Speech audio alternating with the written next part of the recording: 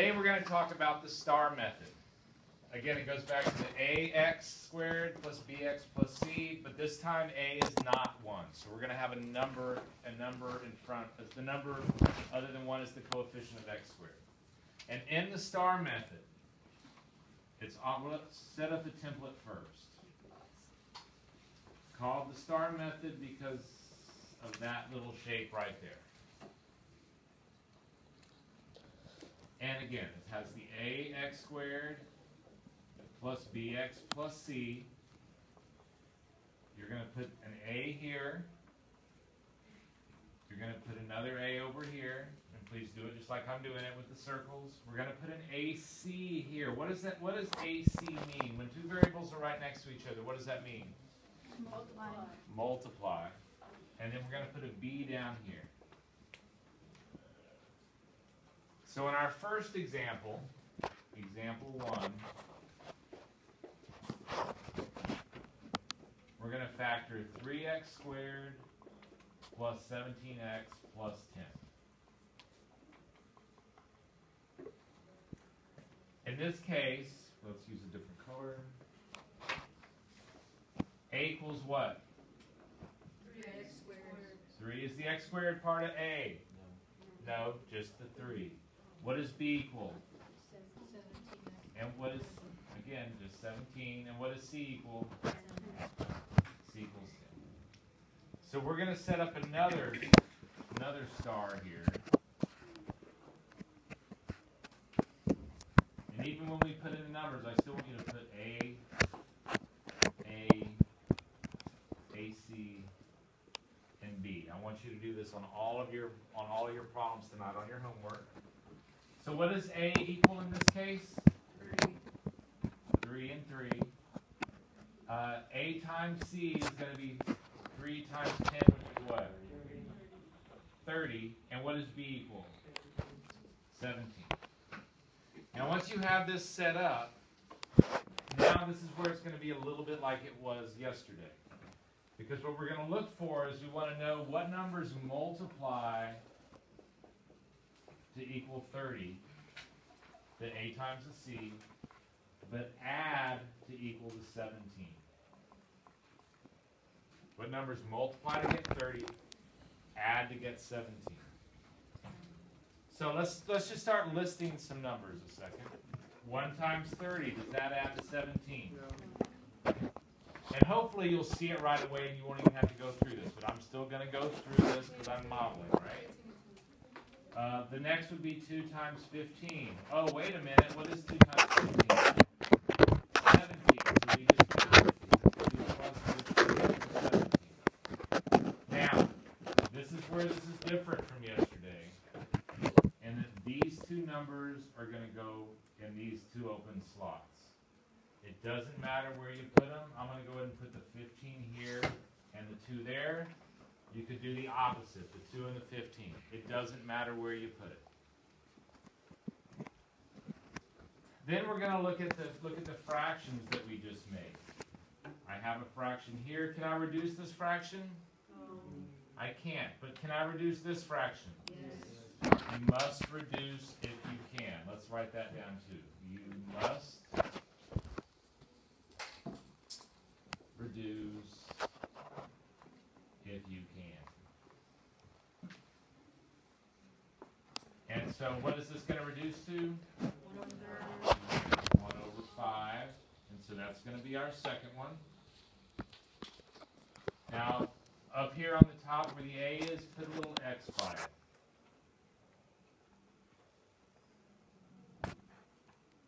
So now when we do our parentheses, these go in one parentheses and these go in the other parentheses. So the first parentheses is going to be X plus 5.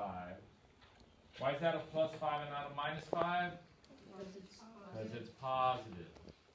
And then this is going to be 3x plus 2. Now, what was one of the neat things that what we were able to do yesterday as far as seeing if we got the right answer? What did we do? We checked it. So let's do the same thing. Let's do a check. And this is going to be x plus 5 times 3x plus 2. Distribute here, we get 3x. Distribute here, we get 2x. Distribute here, we get 15x. Distribute here, we get plus 10. Shouldn't that be 3x squared?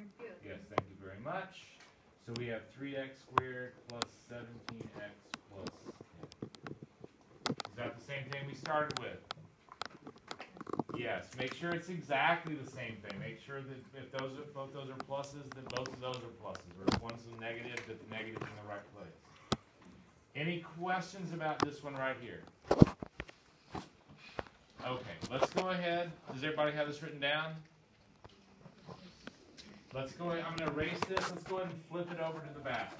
And here, I'll go ahead and put this over here. Keep going.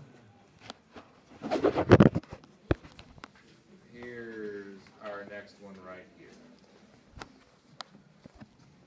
Example 5, because we have 4 examples over there anyway. So we're going to do this problem the same way with the star. So let's go ahead and start out with our star. Now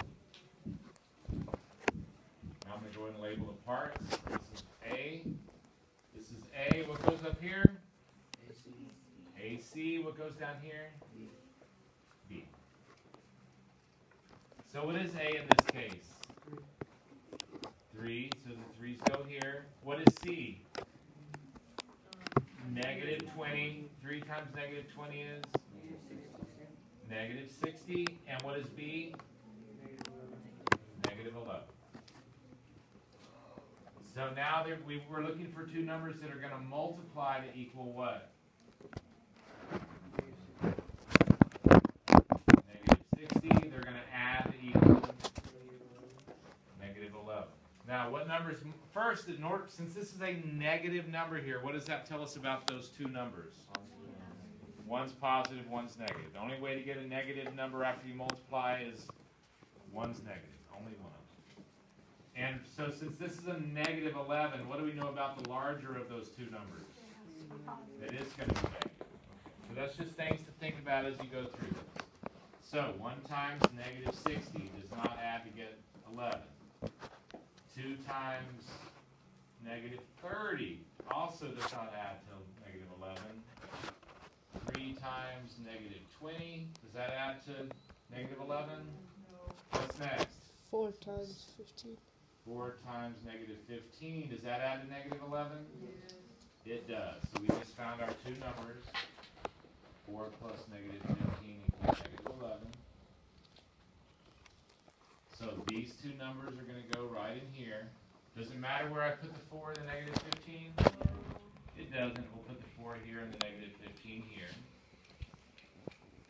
Can I reduce 3 over 4? No, so that one's going to stay just where it is. Can I reduce this one? Yes. What does this reduce to? 1 over negative 5. Where do the x's go? On the top.